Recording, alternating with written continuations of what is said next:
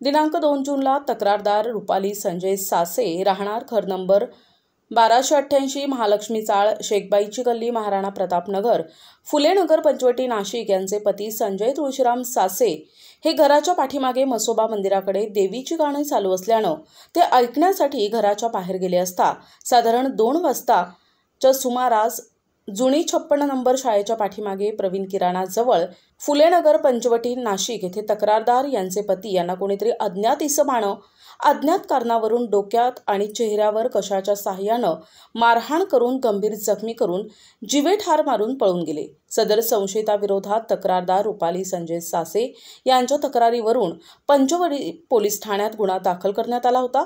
सदर संवेदनशील गुन्ह्याच्या अनुषंगानं पंचवटी पोलीस ठाण्याचे वरिष्ठ पोलीस निरीक्षक मधुकर कड यांनी सदर घटनास्थळी भेट देऊन गुन्ह्यातील संशयित आरोपींचा शोध घेण्याकरता पंचवटी पोलीस स्टेशन कडील पथके रवाना करण्यात आली।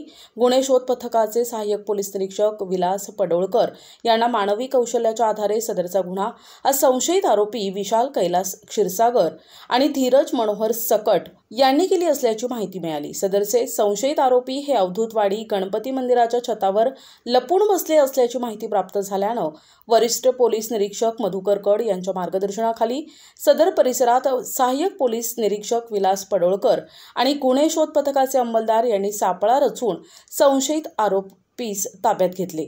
सदर आरोपितांकडे गुन्ह्याच्या अनुषंगानं विचारपूस केली असता मयत संजय तुळशीराम सासे यांचे मूळ आरोपी विलास कैलास क्षीरसागर याचा भाऊ प्रमोद कैलास क्षीरसागर याला दिनांक 24 सप्टेंबर 2024ला मरण आले असल्याचा संशय होता।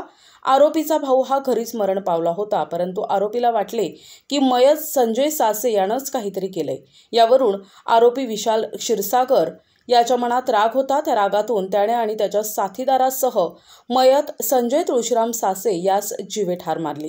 ही उल्लेखनीय कामगिरी संदीप कर्णिक पोलीस आयुक्त नाशिक, किरण कुमार चव्हाण पोलीस उपायुक्त परिमंडळ 1, श्रीमती पद्मजा बढे सहाय्यक पोलीस आयुक्त पंचवटी विभाग आणि सहकार्यांनी केली आहे। सदर गुन्ह्याचा अधिक तपास पोलीस उपनिरीक्षक कैलास जाधव हे करत आहेत।